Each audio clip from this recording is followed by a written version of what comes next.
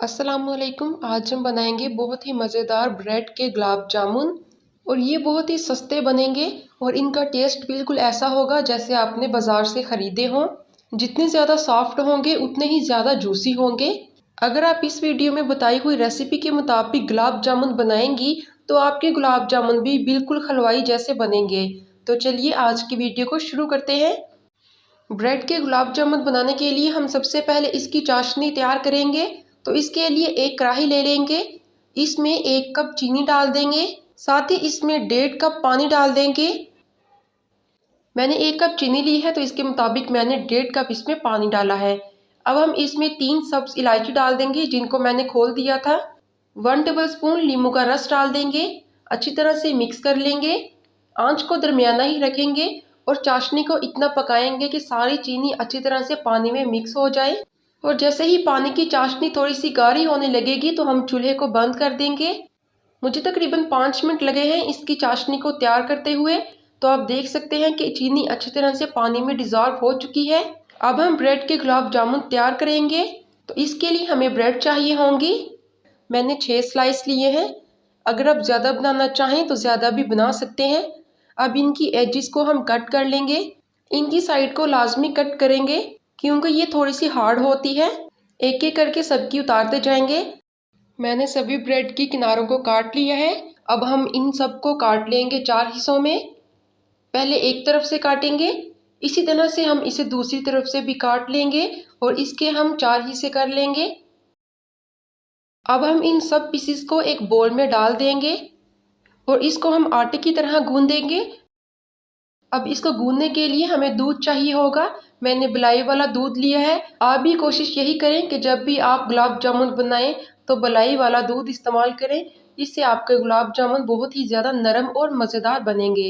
थोड़ा थोड़ा करके दूध को डालते जाएंगे और हाथ से अच्छी तरह से हम इसको मसलते जाएंगे ताकि आटे की तरह ये हो जाए।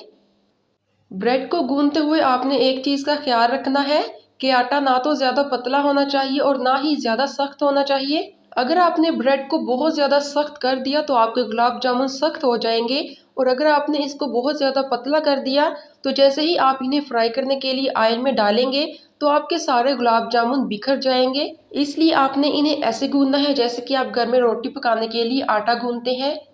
अब हम इसको सरफेस पे रखेंगे और हाथ की मदद से अच्छी तरह से मसल लेंगे। अब हम इसका बाल बनाएंगे और इसको लंबाई में शेप दे देंगे। छुरी की मदद से हम इसको छोटे छोटे पीसेस में कट कर लेंगे। आपने जितने गुलाब जामुन बनाने हैं उसी हिसाब से आप इसके पेड़े बनाएं। अगर आप बड़ी साइज के गुलाब जामुन बनाना चाहते हैं तो आप पेड़े का साइज भी बड़ा रखें, लेकिन अगर आप छोटे बनाना चाहते हैं तो उस हिसाब से आपको पेड़े का साइज छोटा करना होगा। अब हम बाल बनाते जाएंगे और प्लेट में रखते जाएंगे। तो आप जैसा कि देख सकते हैं कि मैंने सभी बॉल्स बना लिए हैं। अब एक फ्राई पैन लेंगे, इसमें ऑयल को गर्म होने के लिए छोड़ देंगे। ऑयल को बहुत ज़्यादा गर्म नहीं करेंगे, दरमियाना गर्म करेंगे। अब इसमें एक एक करके बाल को डालते जाएंगे। आपने इस बात का ख्याल रखना है कि ऑयल बहुत ज़्यादा गर्म नहीं होना चाहिए और ना ही बहुत ज़्यादा ठंडा होना चाहिए।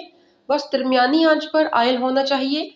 अगर ऑयल बहुत ज़्यादा गर्म होगा तो आपके गुलाब जामुन ऊपर से जल जाएंगे लेकिन अंदर से कच्चे ही रहेंगे, और अगर बहुत ज़्यादा ठंडा हुआ तो गुलाब जामुन सख्त हो जाएंगे।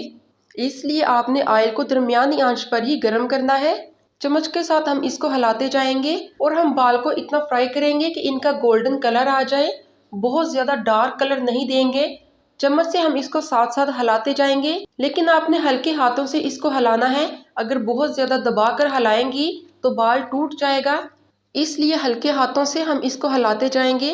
जैसा हमें कलर चाहिए था वैसा कलर आ चुका है। अब हम इसको निकाल लेंगे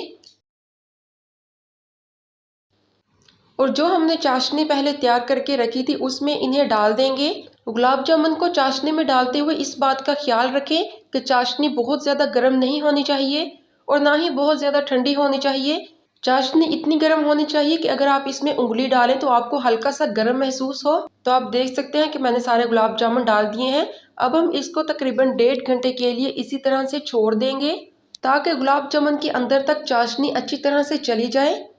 तो मुझे 1.5 घंटा हो चुका है। आप देख सकते हैं कि गुलाब जामुन अच्छी तरह से रेडी हो चुके हैं। गुलाब जामुन बहुत ही ज़्यादा नरम बने हैं। आप देख सकती हैं कि इसका कितना अच्छा कलर आया है। बिल्कुल ऐसा लग रहा है जैसे हमने बाजार से मंगवाए हों। तो आप भी मेरे इस बताई हुई रेसिपी के मुताबिक गुलाब जामुन घर पर ज़रूर बनाएं, क्योंकि मैंने आपके साथ ऐसी रेसिपी शेयर की है जिसको बेकरी में भी इस्तेमाल किया जाता है। तो उम्मीद करती हूँ कि आपको आज की रेसिपी बहुत ज़्यादा पसंद आई होगी। अगर आपको मेरी वीडियो अच्छी लगी हो तो वीडियो को जल्दी से लाइक कर दें, दूसरों के साथ शेयर भी कर दें।